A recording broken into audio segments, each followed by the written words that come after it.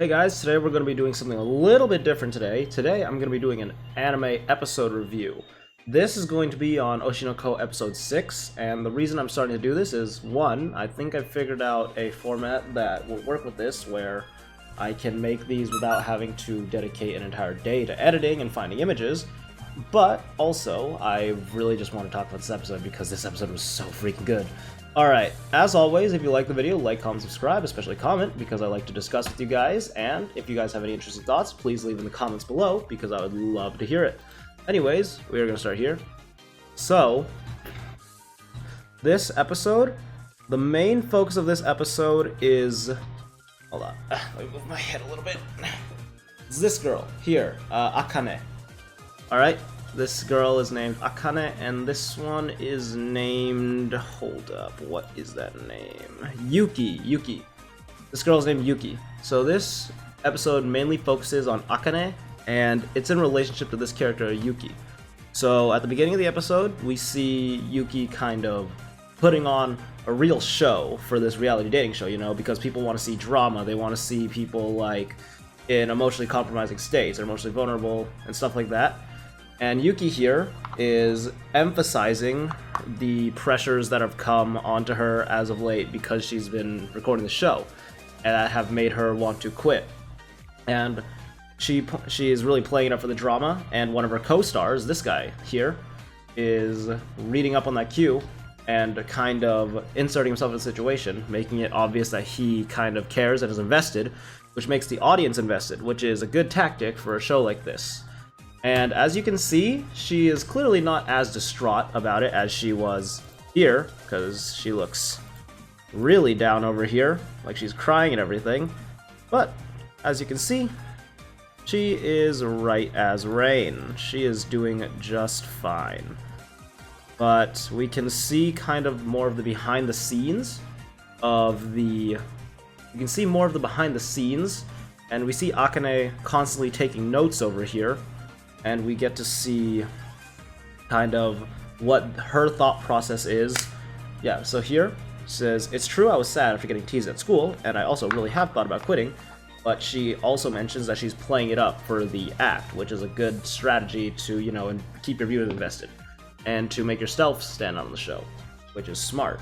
But what I think is it's trying to give you that perspective, because a lot of people think reality TV is 100% fake, and while there are definitely shows like that, there are shows where they are trying their best to blend a sort of more exaggerated version of reality, hence reality TV show. And I think that this episode does a great job in displaying the balance that the actors try to achieve between being entertaining while also being real, so that it doesn't feel ingenuine to the audience, and that it feels... and that it's easier for the actors to kind of get into character, because if they're constantly trying to express feelings that they don't believe, then it's going to be really hard for them to keep up that act for long periods of time. And this girl here is Yuki, is really playing it off well, and we see Aqua later go home and kind of assess everybody when it comes down to how they act on the show, describing the different types of actors that can be that you'll find on reality TV shows. Also, another funny thing is here we get to see hold on, you get to see a little scene of Aqua here. I thought this was kind of funny. He's like, "With this young body, I can eat an unlimited amount of fatty meats and my stomach feels fine." Because when you're younger, you're able to... your body is, you know, able to digest this stuff more. And as you grow older, if you eat a lot of fatty meat at a time, you're gonna feel sick, you're gonna want to throw up. And remember, this guy used to be like a doctor, so by the amount of time it takes to become a doctor, he was probably 30, 40 at least when he... 30 at least when he died. So he's probably missing that, because when you're older, my parents always complain about this, your digestive system doesn't work the same. But here, right afterwards, we kind of get to see what Aqua thinks of each of these characters, and we get to see the behind the scenes, more so, of how these characters think about the show. They're talking about, alright, like, we have already seen Yuki being like, "Yeah, I want to put on a show for the fans," We've seen this one here where she's a YouTuber, haha, and she's trying to build her audience. And then we see someone like here, where it's like he's not taking this too serious about it, or well, he is serious about it, but he does kind of have some level of interest in the reality portion of the show, aka the dating. And then we have Akane, who is trying to say, I'm just trying to play my role, I don't really know. But she clearly, out of everyone here, knows the least about what she's there to do. And then Aqua's just like, it's a job. Alright. But, yeah. Then we get to see kind of, I'm gonna guess what the author's idea of a reality TV show is. Because, like I said, most people, especially here in the West, when they look at reality TV, a large majority of people are like, that's like 99% fake. Like, it's probably all scripted and stuff. So we get to see kind of his commentary here, where he says, also they show people's true natures on screen more than I had expected, which is an interesting point, because, like I mentioned earlier, they are trying to keep that balance. Then we get to see some, like, footage of the show continuing. They go to, like, what I'm assuming is a summer festival? They're all wearing yukatas and stuff. And we get to see Yuki actively trying to make the show more interesting. And we get to see her connect with one of the co-stars to make an interesting love dynamic. But we also see him in the background, this guy with the silver hair, who kind of looks like Yu from Persona 4. But we get to see how they're trying to put on... So now that Yuki has kind of put down that narrative, we can see people clinging onto it, or these two, and that's very smart of them because they're the ones who are going to get the most investment from the fans, because they're like, oh, it's a love triangle, who's going to win?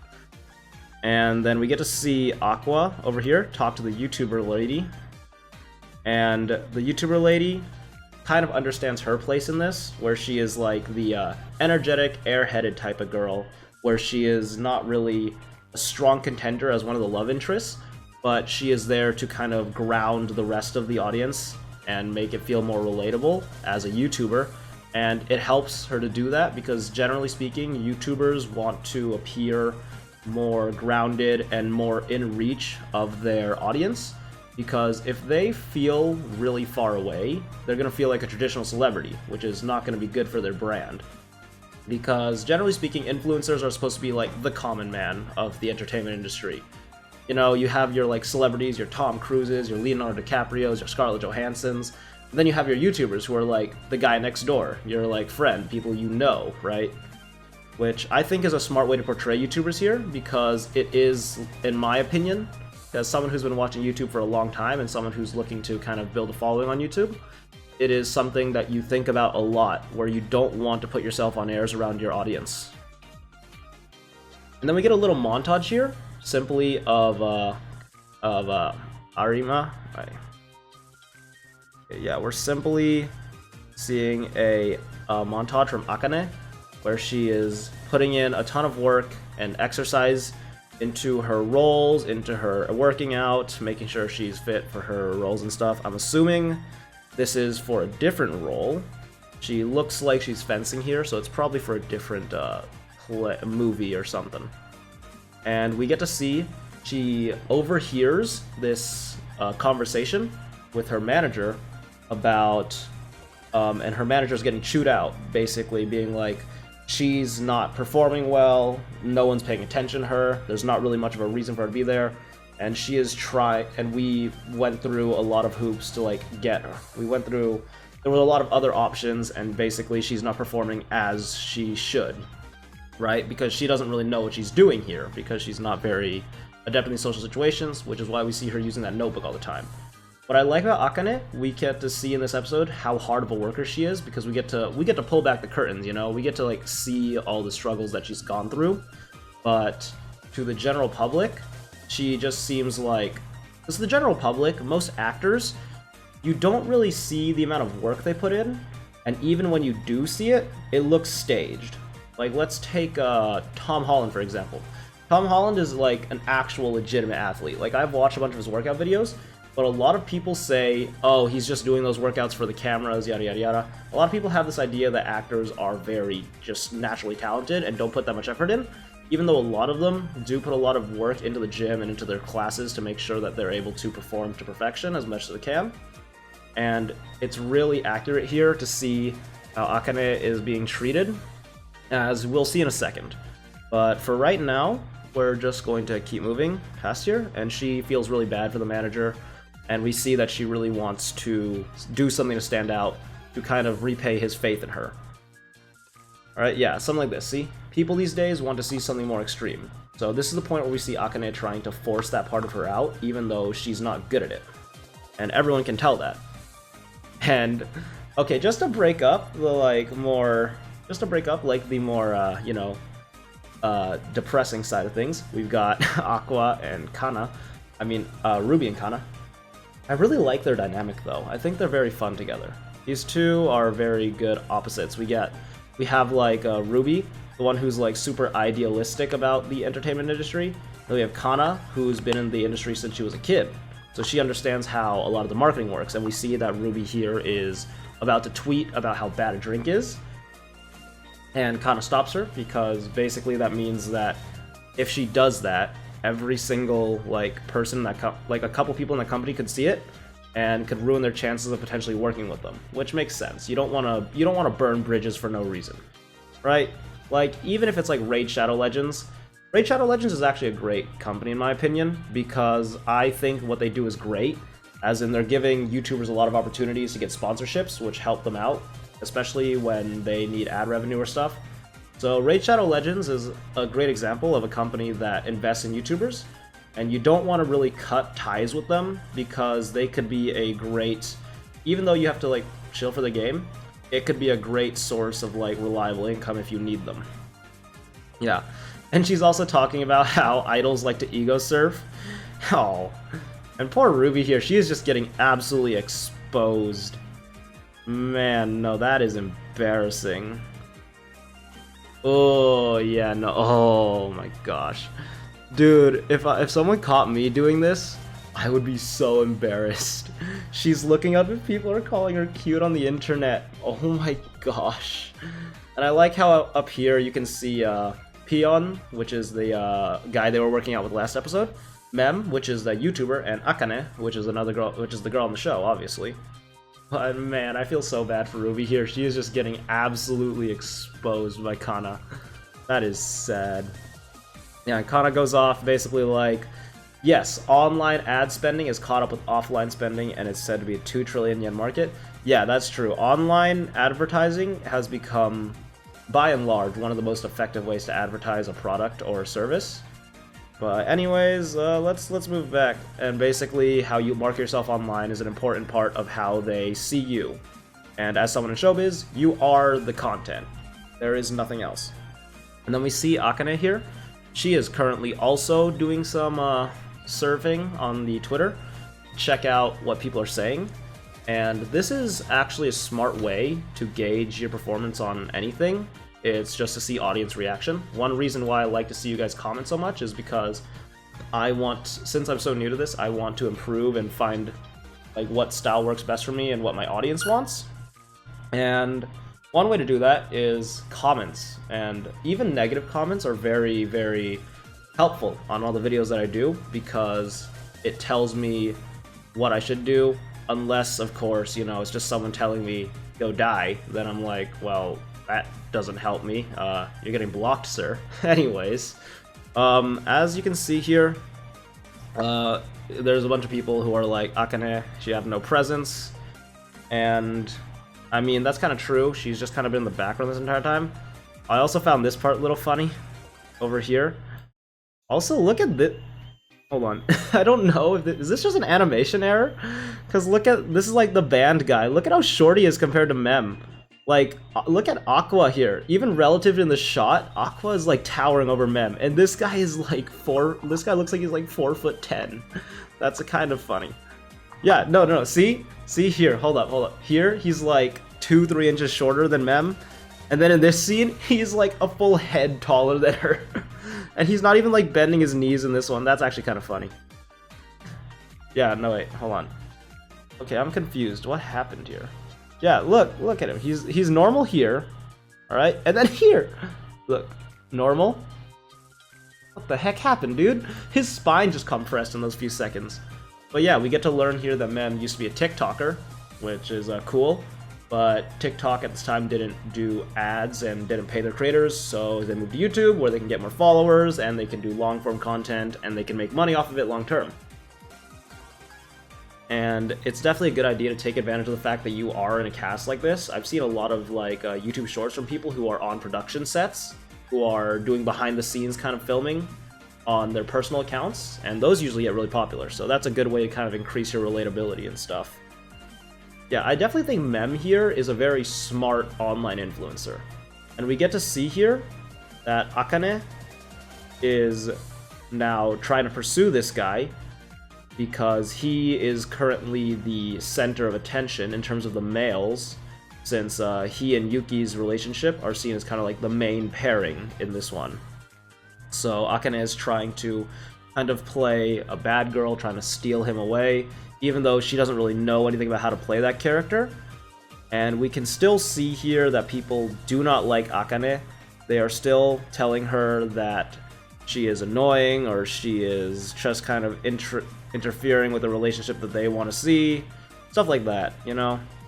And they can kind of tell that she's unnaturally trying to stand out. And this scene is pretty... This scene in context is pretty messed up. I feel kind of sad. But we see the girls all doing their nails. It's a nice little scene, you know? And we get to see Akane confront Yuki about how she wants to stand out and that she's willing to compete with Yuki for that spotlight. And Mem has put herself in a good position to where she's not in direct competition with Yuki, because she is seen as more like the realistic relief character, like the airhead, you know, the guy that people can relate to. So she is not really in competition against someone like she's not in competition with Yuki because she is not really focused on the romance half, which is the part that the part that Yuki is kind of overtaking. Yeah. And Yuki is clearly becoming the most popular character on the show. And Akane here is looking to stand out more than her in this part. And now, ooh, okay, this is where things kind of go downhill. Just remember that Yuki was doing her nails and installed like hold on. Yeah, we can kind of see here that Yuki is still like playing her role as the main love interest of this guy here. And we see reminder that Akane and Yuki just had their nails done, and Yuki put like a gem on her hands.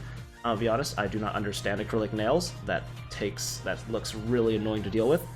But she is getting kind of heated here and kind of desperate. And you can see on her finger the gem glow. She slapped his hand out of hers and ends up cutting her face. Like a little scratchy here. Like, I don't even know how that bled, I'm gonna be honest. But yeah, so she got a little scratch there from the nails. And you can clearly see that she is about to throw up. She is stressing out right now. She is losing it. And man, the expressions in this show are so freaking good. Like, the expressions in this show are so detailed, and they really convey a sense of like intense emotion, and I really love them, especially Aqua with his like malicious looks and stuff. And then now this is the part that, as someone who's been around YouTube for a while, I've seen my fair share of YouTube drama from the sidelines, and this is the part that is just way too relatable. As in, like, we see here that Yuki and Akane directly after the incident, and Yuki is a good person. She can see that Akane is stressing out about cutting her face and whether or not that'll affect Yuki's model work. But Yuki goes on to reassure her that kind of stuff can be fixed in Photoshop, you know, it's all good, everything's okay. And they clear up, like, and she's like confronting her, you really just want to stand out, huh? And you're trying to play a character that you don't want to because of it. And she asks if she hate her, and Akane clearly just doesn't hate her, and they make up. They're all good. See, the two of them are okay. They're all hugging up and all stuff. Now this is the part that gets way too realistic. Even though they made up personally, this is the part that was not filmed. And we can see Aqua's black star here, and we see things are about to go wrong. Alright, we see that this kind of news, if you can even call it that, makes the rounds, and we see that it's caused a big controversy online. Here, like this here, we can see basically a bunch of terrible things being said to Akane, and she's looking up her hashtag right now, and stuff like, she's unqualified to appear on TV, she pisses me off, can't believe that she'd hit her, they better drop her, and, ooh, this is a big mistake. Yeah, no, this is a big mistake that she makes. So, a lot of people, when they're pressured into a corner like this, a lot of people, when they're pressed into a corner like this, their first instinct is to apologize. And while that is the best thing to do in real life,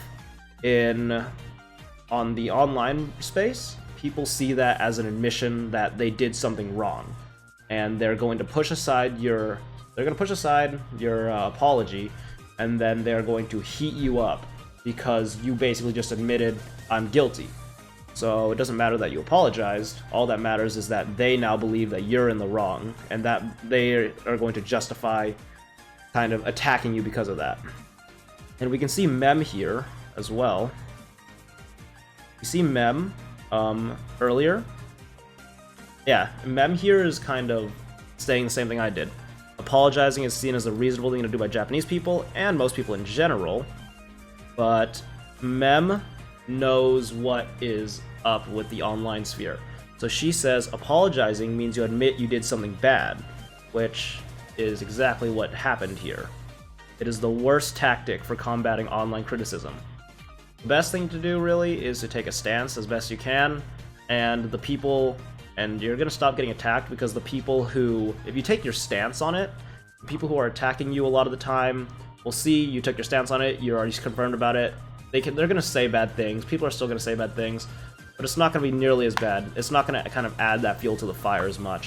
But it's just best to not address these kind of controversies, in my opinion. Unless it's like really, really bad and clearly you just did something absolutely terrible.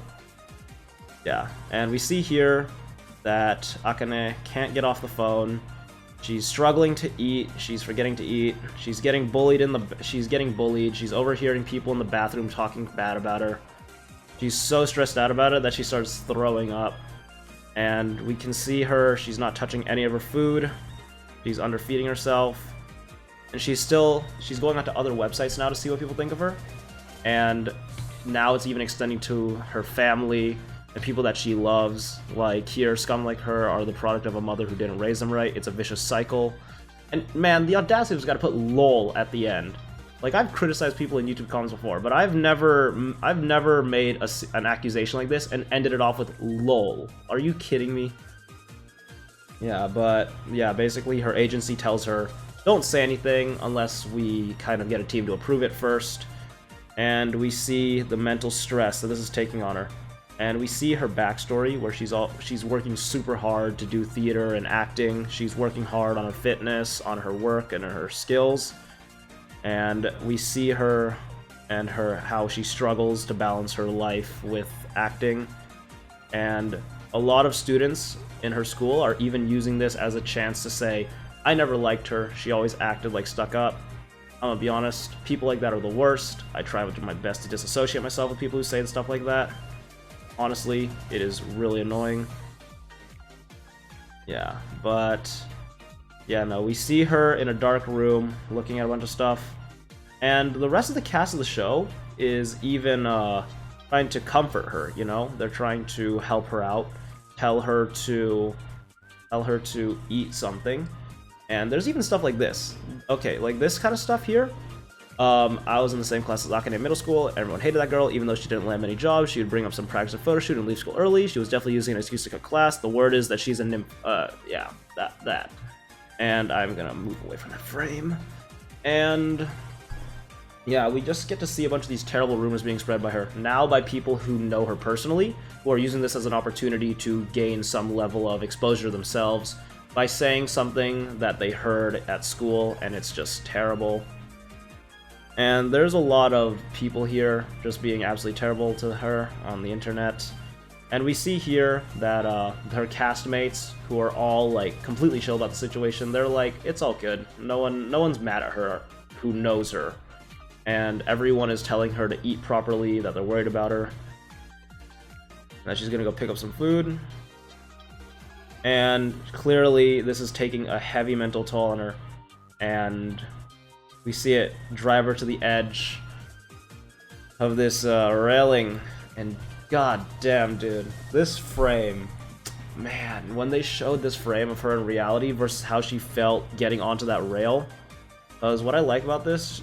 What was incredible about this is that this is her, I believe this is her in her mind, where she is kind of like, finally, if I do this, I can be released from all this stress and pain that's been building up. And then you see her real life, where her face is just mired in sadness, and you can very clearly see the amount of pain on her face, and it's rough to look at. And then she actually jumps, like her feet actually like go off the rails. And thank God Aqua was right there to pick her back up. And oh my gosh, this scene was so intense. Like, holy crap. When he pulled her off the rails and she started yelling at him to let her go, and then he's just trying to comfort her, oh my gosh, man. That was too real, man. Like, if you're ever, I don't know, like, I've never been cyberbullied before, at least to my knowledge. Who knows, maybe someone was saying bad things about me in a private group chat, or maybe, who knows, maybe everybody in my high school was saying terrible things behind my back on like a private chat that I couldn't see.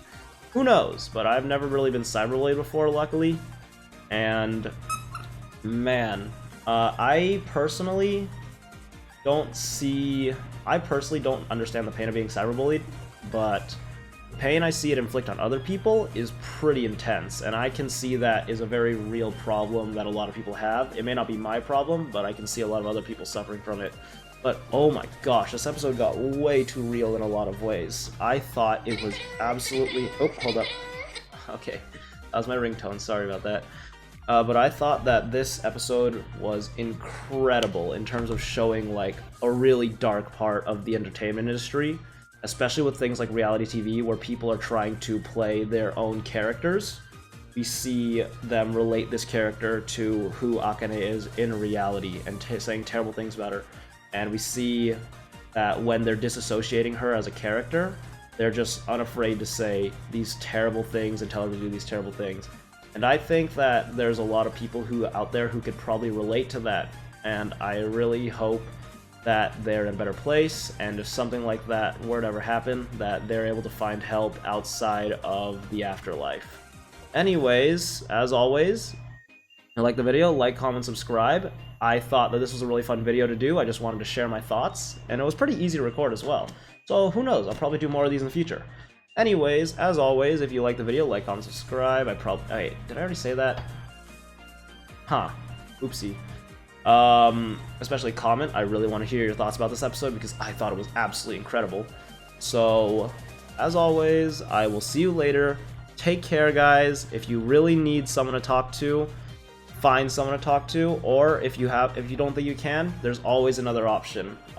Actually, you know what? I'll just do what this episode did. I'm gonna leave a link. I'm gonna leave the suicide hotline in the description. If anyone out there for some reason is really struggling, please, I hope you can see some help, and I hope that you can understand that there's another way out. Anyways, there's always another way. Anyways, take care, guys, and I'll see you later. Bye!